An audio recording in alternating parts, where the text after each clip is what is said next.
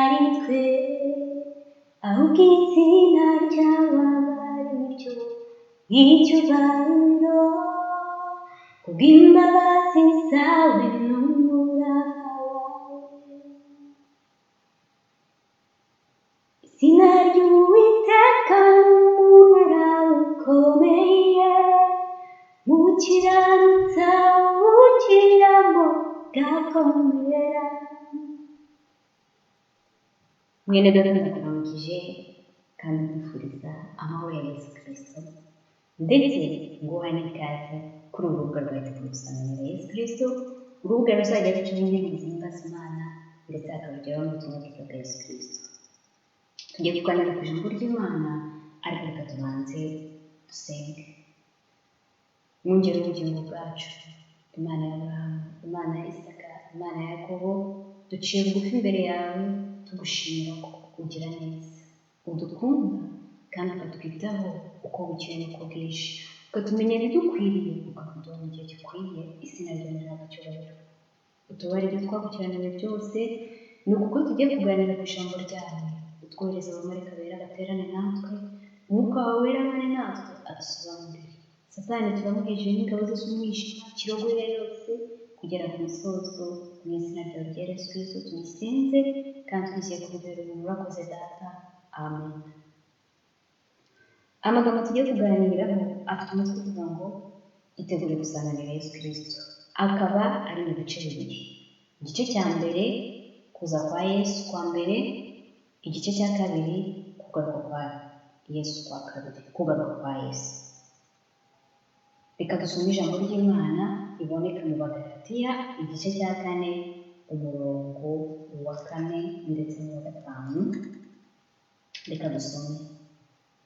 Maze igihe gikwiriye gisohoye, Imana yohereza umwana wayo wabyawe n'umugore kandi wavutse atwarwa n'amategeko, ngo acungure abatwarwa nayo, biduheshe guhinduka abana b'Imana. Mu gihe cy'Abisirayeli byari byarahanuwe n'abahanuzi batandukanye ko Mesiya azaza. Mu isezerano rya kera, urugero Mose na Yesaya bari barabihanuye. Mu isezerano rishya naho Yohana Umubatiza abivugaho, ariko igihe cyari kitaragera ngo aze, kugeza ubwo abantu batangiye guca imigani ngo iminsi iratinze, iyerekwa ryose riraheze. Ariko twibuke ko ari nta jambo Imana ivuga ngo rihere, ahubwo igihe cyayo cyari kitaragera.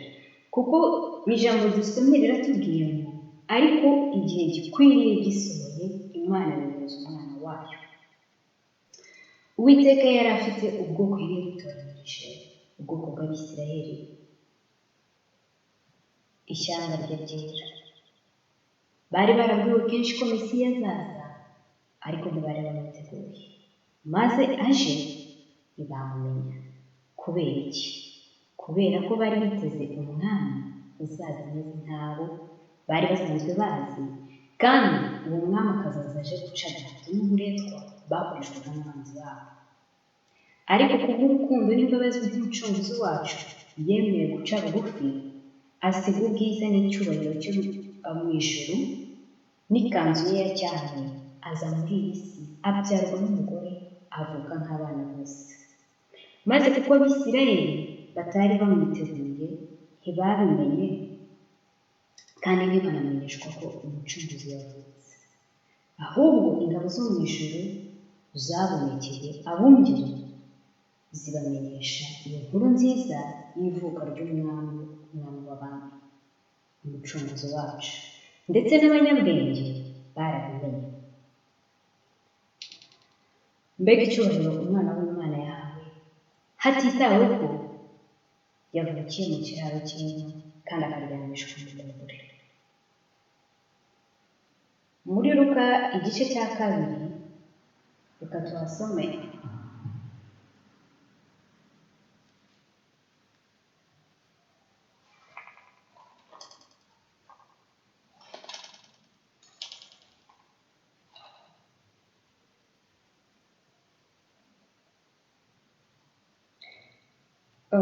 Guhera ku murongo wa 21, titire ikavuga ngo bakeba Yesu bamumurikira Imana. Mose yari yaratanze amategeko yuko nyuma y'iminsi 8 bazajya bakeba umwana, hanyuma bakamujyana mu rusengero cyangwa se mu isinagogi kumurikira Imana. Ababyeyi be barabikoze nk'uko imihango yariho yari iri. Bamugejeje mu rusengero, abatambyi, abafarisayo n'abigishamategeko ntibigeze bamenya ko umwami Yesu yavutse ndetse ari muri bo. Ahubwo Simone ku murongo wa 25 ndetse no hasi ku murongo wa 36 tuhabona ko Simone na Ana ari bo babimenyeshejwe. Bari abantu bakundaga guhora basenga, bagahora bisunga Imana ku manywa na nijoro, maze kuko yivugiye iti ntacyo nzakora ntabanje kumenyesha ubwoko bwanjye, ibahishurira iby'umwana wayo wari wavutse. Dukomeje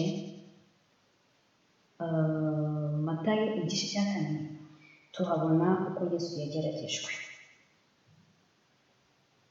Yarakuze, igihe kigeze arabatizwa.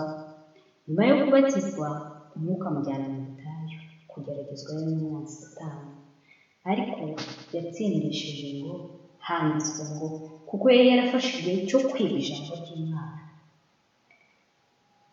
Muri Mariko igice cya 1 umurongo wa 14 n'uwa 15 tuhabona Yesu atangira umurimo we n'uko yatangiye.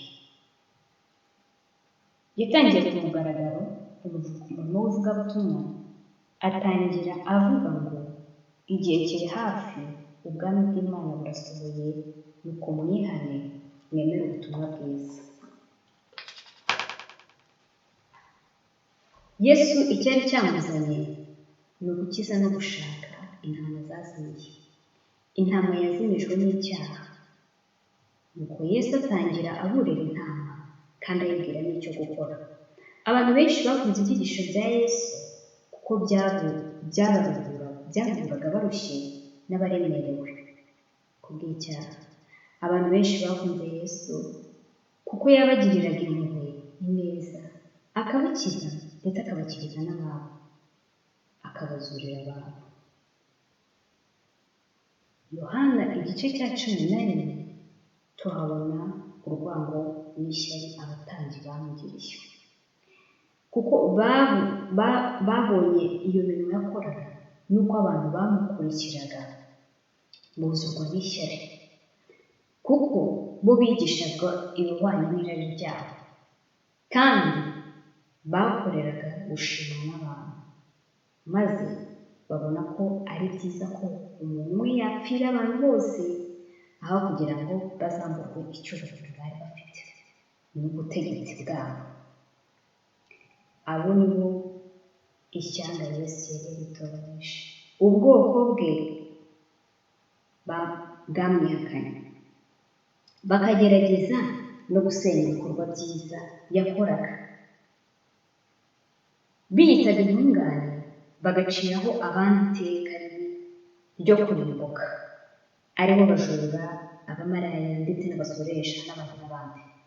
Ariko Yesu ababwira ko abo baciraho iteka bazabatanga kujya mu ijoro.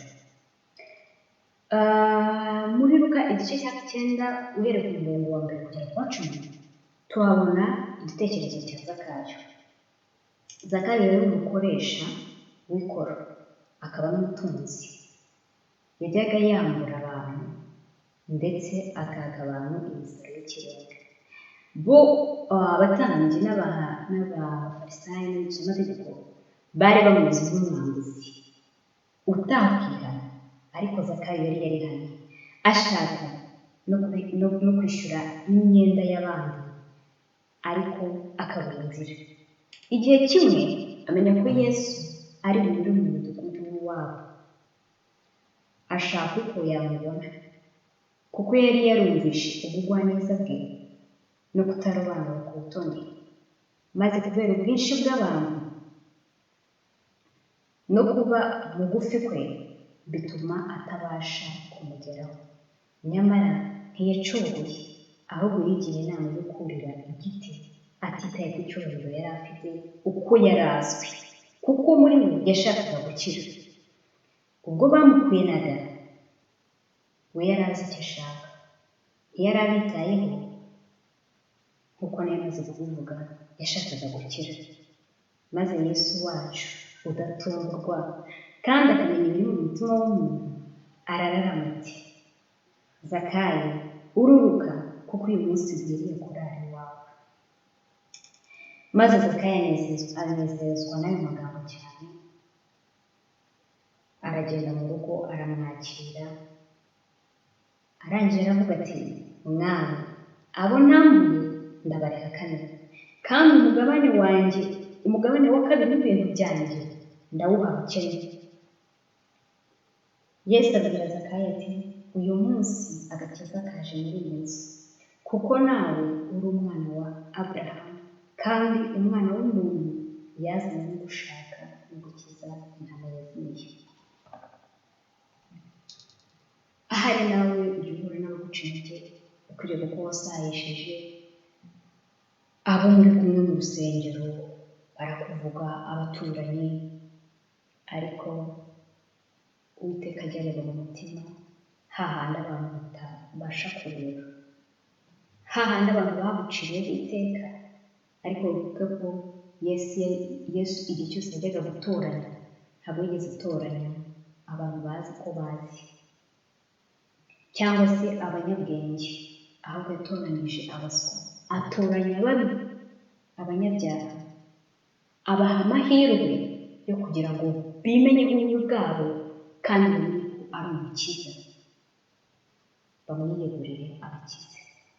Yesu nawe aragushaka, kandi ntibikiri nk'uko byari kera byasabaga kujya ku mutambyi, ahubwo umwenda wari ukingirije ahera cyane watabutsemo kabiri. Bivuze ngo umuntu wese yemerewe kwigererayo.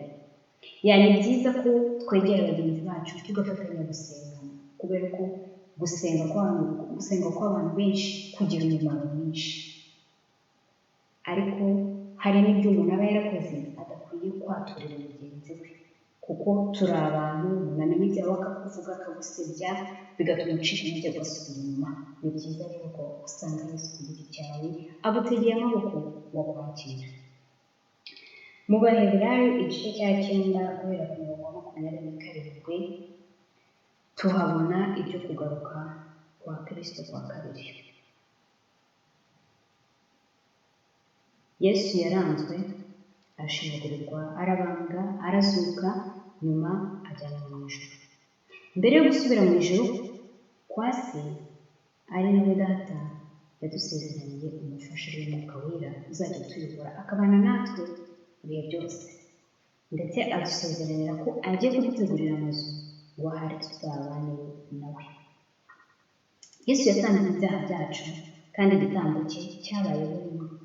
Azongera kuboneka azanye agakiza abamutegereje. Kuza kwa mbere kwa Yesu, benshi mu bwoko bwe yari yaritoranyije ntibari bamwiteguye, naho bamumenyeye baramwanga, ndetse bahakana ko atari umwami wabo. Bahitamo ko abambwa, igisambo Baraba akabamburwa, ndetse bati ahubwo amaraso ye atubarweho twe n'abana bacu. No kugaruka kwa Yesu kwa kabiri kuri bugufi. Nubwo hari abavuga bati ibintu bihora uko byahoze, ariko tuzirikane ko ijambo ry'Imana ritazagenda ubusa, ahubwo rizasohoza icyo yaritumye. Nuko twihane twemere ubutumwa bwiza, ubwo Yesu azaza azasanga twiteguye. Abafarisayo n'abatambyi bugariraga amarembo bakabuza abantu kwinjira mu bwami bw'Imana, kandi nabo ntibabwinjiremo. Mbega ibintu biteye agahinda. Mu Mubwiriza igice cya 1 umurongo wa 9 hatubwira ko nta cyadutse